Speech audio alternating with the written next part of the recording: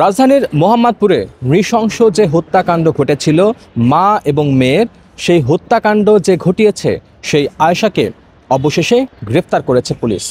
বরিশালের তার নলসিটির নিজ গ্রামের বাড়ি থেকে এই আয়েশাকে গ্রেফতার করা হয়। তাকে নিয়ে ঢাকার উদ্দেশ্যে এরই মধ্যে রওনা দিয়েছে পুলিশ। সেখানকার মূল যে ঘটনা, কেন এই হত্যাকাণ্ড ঘটিয়েছে, প্রাথমিকভাবে পুলিশ জানলেও সেটি আসলে আনুষ্ঠানিকভাবে ব্রিফিং করে জানানো হবে।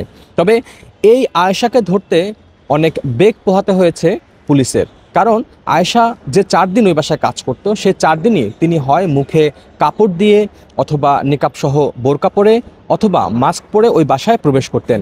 যিনি মারা গেছেন লায়লা এবং তার মেয়ে নাফিসা ছাড়া এই আয়েশার চেহারা কেউ দেখেনি।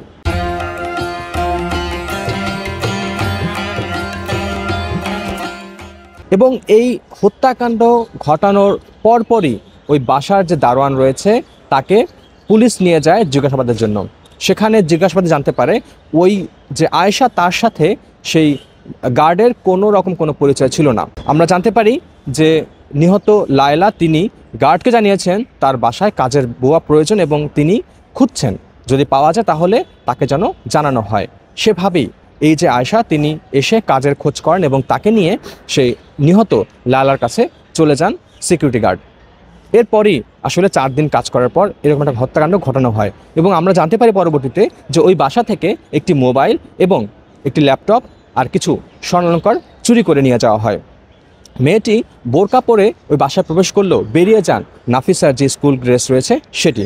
আমরা পরবর্তী জানতে পারি নাফিসা মোহাম্মদপুর প্রিপারেটরি স্কুলের 9ম শ্রেণীর ছাত্রী ছিলেন এবং যিনি গৃহপরিচালক আজিজুল ইসলাম, তিনি উত্তরের একটি স্কুলে শিক্ষকতা করেন এবং সেই স্কুল থেকে তিনি যখন ফোন করেন তার বাসায়, তিনি জানান যে ফোন করে তার স্ত্রীকে যখন ফোনে না পান তখন তিনি উদ্বিগ্ন হয়ে বাসায় প্রবেশ করেন এবং বাসায় প্রবেশ করার পর তিনি প্রথমেই দেখতে পান তার মেয়ের দেহ এবং তার ঠিক ভেতরে রান্নাঘরের পাশে পড়ে থাকে স্ত্রীর মরদেহ। তিনি জানান যে যখন তিনি নাফিসাকে উদ্ধার করেন তখনও নাফিসার জীবনটা ছিল বলে তিনি উল্লেখ করেন এবং এই ঘটনার পরপরই তিনি একমাত্র কাজের যে কর্মী রয়েছেন সে আয়েশাকে আসামি করে মামলা করেন মোহাম্মদপুর থানায়। এরপরই ছায়া তদন্তের নামে বাংলাদেশ পুলিশ সহ র্যাব এবং পুলিশের বিভিন্ন উইং অবশেষে চুলছেঁড়া বিশ্লেষণ এবং তথ্য প্রযুক্তির মাধ্যমে এই আয়েশাকে গ্রেফতার করা হয়। খুব শীঘ্রই হয়তো একটি আনুষ্ঠানিক প্রেস ব্রিফিংয়ের মাধ্যমে জানানো হবে কেন এরকম নৃশংস হত্যাকাণ্ড এই আয়েশা ঘটিয়েছে।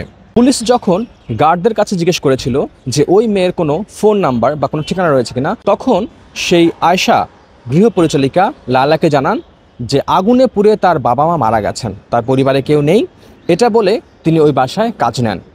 এরপরই আসলে এরকম একটা হত্যাকাণ্ডের ঘটনা ঘটে। তবে আইনশৃঙ্খলা রক্ষাকারী বাহিনী যারা রয়েছেন তারা অবশ্যই আপনাদেরকে বলে দেন যে বাসায় কাজের লোক নিয়োগের ক্ষেত্রে তার ভোটার আইডি কার্ড, তার ফোন নাম্বার, তার গ্রামের বাড়ির পরিচয় সব কিছু নিয়ে তাদেরকে নিয়োগ দেয়া। কিন্তু এই যে মোহাম্মদপুর ঘটনা, এই ঘটনা কিন্তু এই তথ্যগুলো কোনোভাবেই নেওয়া হয়নি।